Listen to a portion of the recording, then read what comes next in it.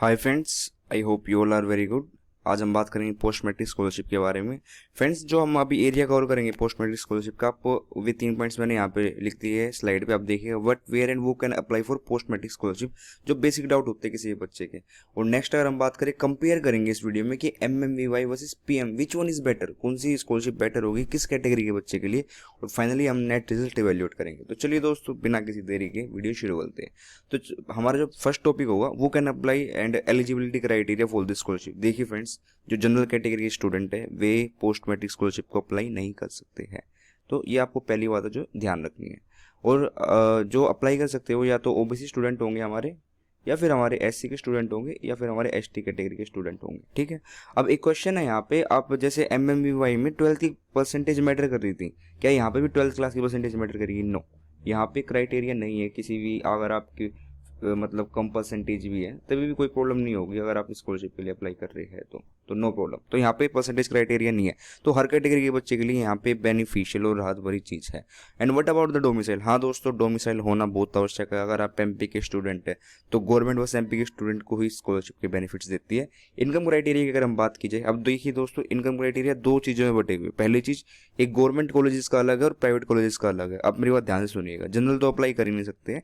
जो OBC category के student है वे चाहे प्राइवेट कॉलेज में एडमिशन ले चाहे वे गवर्नमेंट कॉलेज में एडमिशन ले, उनका जो इनकम क्राइटेरिया होगा वो होगा 3 lakh per annum. 3 lakh per annum, इससे कम ही इनकम होनी चाहिए, तभी आप पोस्ट मैट्रिक स्कॉलरशिप का लाभ उठा सकते हैं। अब मैं SC ST कैटेगरी की बात करूं तो उनके लिए कोई क्राइटेरिया है ही नहीं फ्रेंड्स, नो क्राइटेरिया फॉर दो स्टूडेंट्स। लेकिन ये बस गवर्नमेंट कॉलेजेस के लिए। अगर आप प्राइवेट कॉलेजेस के लिए जाओगे तो वहाँ पे क्राइटेरिया आ जाता है 8 lakh per annum income criteria. तो अगर आप प्राइवेट कॉलेज में एडमिशन ले रहे हैं थ्रू PM स्कॉलरशिप, या मैं कह सकता हूँ पोस्ट मैट्रिक स्कॉलरशिप, तो आपको आपकी जो इनकम क्राइटेरिया वो 8 लाख से कम होना चाहिए। So this is all about this slide. अब हम नेक्स्ट स्लाइड में मूव ऑन करेंगे। हाँ, जो नेक्स्ट स्लाइड है, when and where to apply. दोस्तों देखिए, when and where to apply आज आप समझ लीजिएगा, इसके बाद आपको कभी डाउट नहीं आएगा कि मतलब कब और कैसे अप्लाई करनी है। ठीक है। देखिए, जैसे आप कॉलेज में जाओगे तो कॉलेज में क्या होगा, मतलब आपको बताना होगा कि आपको किस स्कॉलरशिप के लिए अप्लाई करना है। ठीक है। वो 3 महीने के अंदर आपको, मतलब 3 महीने के आसपास ये पोर्टल वगैरह ओपन होते हैं स्कॉलरशिप के। और जैसे ही आप अप्लाई कर दोगे उससे 2 से 3 महीने बाद आपका मतलब अमाउंट वगैरह आना शुरू हो जाएगा, अगर आप एलिजिबल है इस चीज़ के लिए। ठीक है। तो मतलब अराउंड 4-5 महीने में आपको वो स्कॉलरशिप अमाउंट मिलना स्टार्ट हो जाएगा।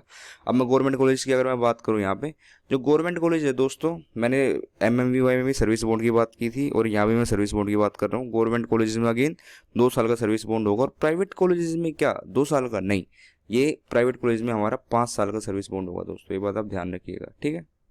तो हमारा यहाँ 2 साल में लिखा है, लेकिन यहाँ पे हमारा होगा 5 साल का। तो ये मतलब मिस प्रिंट है, तो इसका आप ध्यान रखिएगा। चलिए दोस्तों, हम बात करेंगे दोबारा नेक्स्ट स्लाइड के बारे में। हमारी जो नेक्स्ट स्लाइड होगी, which one is better, MMVY versus PM। देखिए दोस्तों, हम अगर बात करें एलिजिबिलिटी की तो it is good for SC and ST students, क्योंकि जो पर एनम इनकम क्राइटेरिया होता है मैंने आपको बता दिया, वो बेनिफिशियल रहता है। And it is good for general and OBC student, क्योंकि जनरल स्टूडेंट के लिए पोस्ट मैट्रिक होती नहीं, और OBC के लिए वहाँ पे इनकम क्राइटेरिया 3 लाख वाला आ जाता है।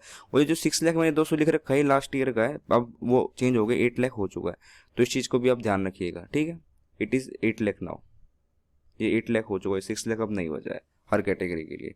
अब फाइनेंशियली अगर हम क्राइटेरिया देखें तो दोबारा यार मैंने बता ही दिया, SC ST स्टूडेंट्स को क्या होता है, जब आप कॉलेज में एडमिशन लोगे ना, मान लो आप प्राइवेट कॉलेज में एडमिशन ले रहे हो, तो जो हमारे SC ST स्टूडेंट होंगे, अगर प्राइवेट मेडिकल कॉलेज में एडमिशन ले रहे हो तो उनको 25 के एक एक्स्ट्रा अमाउंट जमा कराना होगा। बाकी तो स्कॉलरशिप के थ्रू आ जाएगा, लेकिन 25 के आपको वहाँ पे जमा करना होता है एज अ क्वेश्चन मनी।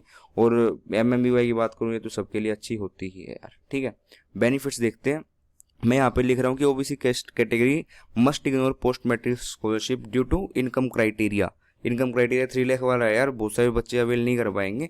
जो 8 लाख क्राइटेरिया आया है उसके थ्रू बच्चे बहुत इजीली अवेल कर सकते हैं स्कॉलरशिप। तो मैं OBC कैटेगरी के स्टूडेंट्स को यही कहूँगा कि आप प्लीज़ पोस्ट मैट्रिक की तरफ ना जाके MMVY की तरफ बढ़े। ठीक है फ्रेंड्स। और मैं 12 परसेंटेज क्राइटेरिया की अगर बात करूँ, ये तो मतलब नॉर्मल है सभी के लिए, क्योंकि यहाँ पे कोई क्राइटेरिया ही नहीं है। और MMVY के अंदर स्टेट बोर्ड के अंदर 70% का था, और CBSE ICSE के अंदर 85% का था। और मतलब हाँ, बस यही सब चीज़ें थी जो मुझे आपको बताई थी 12 परसेंटेज क्राइटेरिया के बारे में। और अब मैं आपके सामने एक नेट रिजल्ट रखने जा रहा हूँ कि net result, what is the net result. देखिए, जो हमारा गांधी मतलब अगर आप एक गवर्नमेंट मेडिकल कॉलेज में एडमिशन ले रहे हैं पोस्ट मेट्रिक स्कॉलरशिप के थ्रू, तो क्या होता है कि आपको 1 लाख मनी जो होगा आपकी फ़ीस होगी, टोटल ट्यूशन फीस होगी वहाँ की, this is only tuition fees, ठीक है फ्रेंड्स, ये हमारी ट्यूशन फीस होगी। और जो हमारा 14,000 होगा वो हमारा क्वेश्चन मनी होगा जो बाद में रिफंडेबल हो जाता है। तो नेट आपको शुरुआत में 1,14,000 जमा कराने होते हैं। लेकिन जो स्कॉलरशिप वाले होते हैं उनको 1 लाख वापस मिल जाते हैं, तो उनको नेट 14,000 ही जमा कराने होते हैं। वे तीनों स्कॉलरशिप के थ्रू ही, आप किसी स्कॉलरशिप के थ्रू एडमिशन ले लीजिए, पीएम हो, एमएमवीवाई हो या जन कल्याण योजना हो, आपको 14,000 जमा कराने पड़ेंगे। लेकिन ये चीज़ यार जो हमारे मतलब प्राइवेट मेडिकल कॉलेज है उसमें उल्टी हो जाती है। उनमें जो कैटेगरी है ना, जैसे सपोज कीजिए मैं पोस्ट मेट्रिक स्कॉलरशिप के बारे में आपके साथ बात कर रहा हूँ यहाँ पे, जो कैटेगरी है लाइक जनरल को तो मिलती नहीं है, जो SC ST है उनको 25,000 पे करने होते हैं। अगर पोस्ट मेट्रिक की बात करूँ, ये बात मैं कर रहा हूँ यहाँ पे MMEY फिर जन कल्याण की। जो पोस्ट मेट्रिक होगी यार, वहाँ पे प्राइवेट मेडिकल कॉलेज में आपको लेनी, अगर आप एडमिशन ले रहे हैं तो आपको 25,000 पे करना होगा, अगर आप SC या ST कैटेगरी से। लेकिन अगर आप OBC कैटेगरी से फ्रेंड्स, तो आपको वहाँ पे 2 से 3 लाख रुपए शुरुआत में जमा कराने पड़ सकते हैं। यही सर्कुलर था, यही थी हिडन फैक्ट जो आपको पता होना चाहिए।